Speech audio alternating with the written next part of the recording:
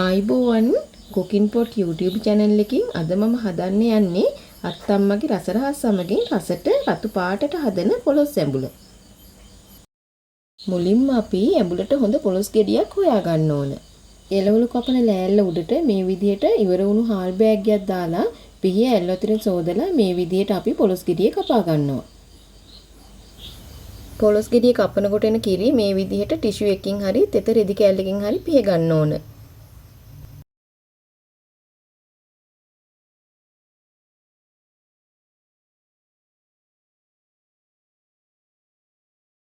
කපාගත් පොලොස් වලට යටින් මේ විදිහට දෙපැත්තටම ටිකක් ඇතුළට වෙන්න ඉරි ටිකක් ගහගෙන කෑලි 3කට විතර කපලා වතුරට දාගන්න ඕන.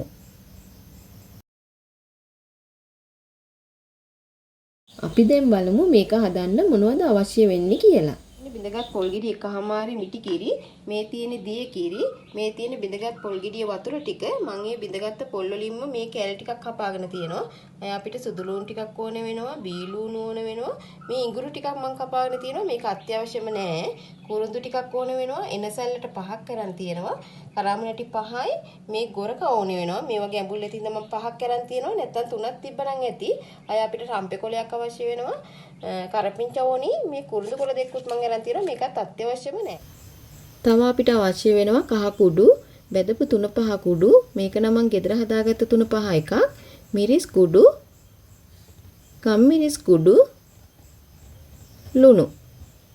ලොකු හට්ටියකට පොලොස් ටික දාගෙන ඒකට මිරිස් කුඩු වලින් මේස හැඳි 2කමාරක් එකතු කරගන්න ඕනි. ඒකටම බෙදපු 3-5 කුඩු වලින් මේස හැඳි 2ක් එකතු කරගන්න ඕන. දැන් ඒකටම ලුණු වලින් මේස හැඳි 1කමාරක් එකතු කරගන්නවා. ගම්මිරිස් කුඩු වලින් තේ හැඳි 1ක් එකතු කරගන්න ඕන. කහ කුඩු අපි වැඩි දාන්නේ නැහැ. කහ කුඩු වලින් තේ හැඳි කාලක් එකතු කරගත්තාම ඇති. අපි රම්පේ කොලේ මේ විදිහට කඩලා එකතු කරගන්නවා. ඊට පස්සේ කරපිංච ටිකත් මේ විදිහට දා ගන්නවා. කුරුඳු කොළ දෙකත් මම මේ විදිහට කඩලා එකතු කරගන්නවා. කුරුඳු කොළ අත්‍යවශ්‍ය නැහැ. ඊට පස්සේ ගොරක ටික, කුරුඳු ටික, එනස ටික, ඉඟුරු, ලුණු මේ ටික ඔක්කොම අපි සුදු ලුණු ඔක්කොම අපි එකතු කරනවා. එනසල් ටික තල්ලා එකතු කරගන්න ඕනේ. තලාගත්තේ එනසල් ටිකත් අපි මේ විදිහට එකතු කරගන්නවා. දැන් හට්ටිය ටිකක් කවලම් කරනවා. මේ ටික ඔක්කොම කවලම් වෙන විදිහට. මේ විදිහට දැන් අපි දිය කිරි ටික කවලම් කරලා පොලොස් එකට එකතු කරගන්නවා.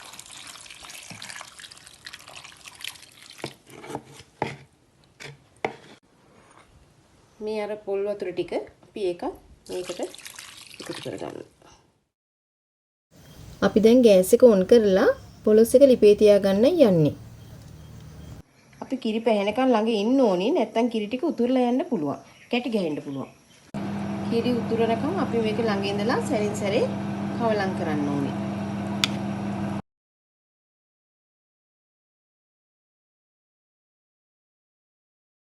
අපි දැන් ලිපේ ගින්දර අඩු කරන්න ඕනේ. අඩු කරලා ඔය ගානට තියලා ඊපස්සේ අපි මේක හොඳට වහ ගන්න ඕනේ.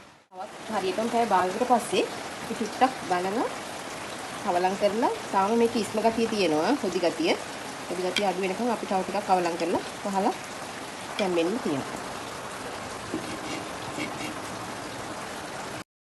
මේ තවත් පැය භාගයකට පස්සේ අපි දාපු දිය කිරි ටික දැන් අඩු වෙලා තියෙන්නේ. අපි දැන් මේ වෙලාවේ මිටි කිරි ටික එකතු කරගන්න ඕන.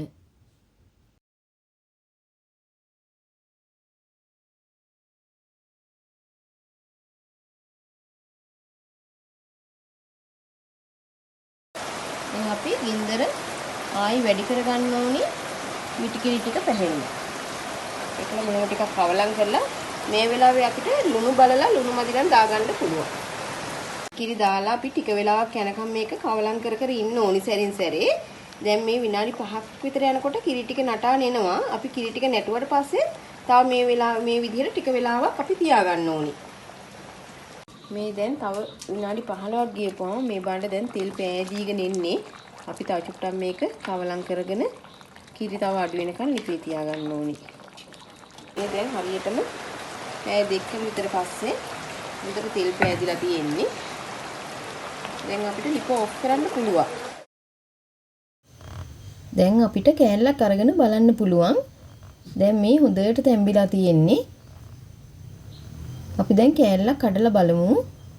මේ බලන්න මැදත් හොඳට රතු පාටට වෙලා හොඳින් තැම්බිලා තියෙන්නේ.